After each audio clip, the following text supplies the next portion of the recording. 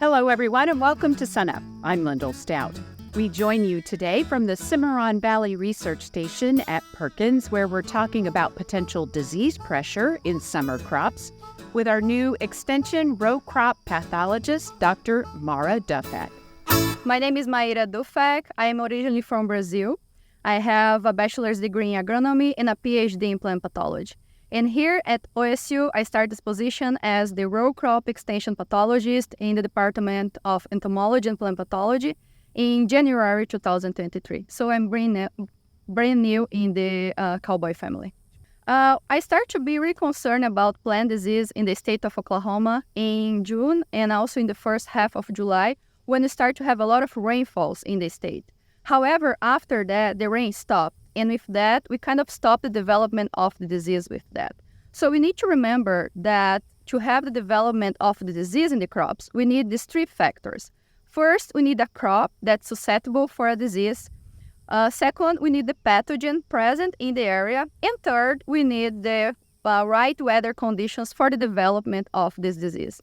And with no rain and with the high temperatures that we have been experienced in the last weeks in Oklahoma, we kind of didn't see a lot of disease so far in the state. For soybeans, due to the drought and the high temperatures that we experienced in the state in the last weeks, we start to see some disease that are favored by these extreme conditions, such as charcoal rot. So charcoal rot is a disease caused by a fungus that actually infects the plant early on in the growing season. But the symptoms of this disease is just going to show up now when these plants are stressed by these drought conditions.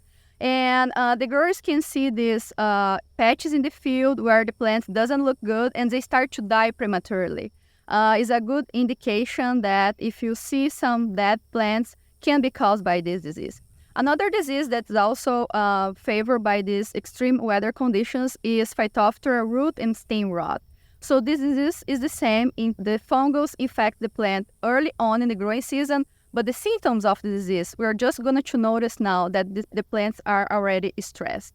However, if the rain starts to show up in the state in the next few weeks, we need to pay attention in the disease that we call late season disease, that are mostly the foliar disease in soybean that can also start to show up and hurt yield towards more in the end of the season.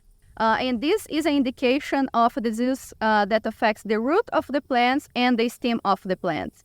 I recommend the growers to send samples of diseased plants to the plant diagnosis clinic, and there they can isolate the pathogen and provide them the right recommendations regarding the management of these diseases. Another example here is this plant where most of the leaves are still green, but we start to see that they start to be wilting, showing these wilt symptoms.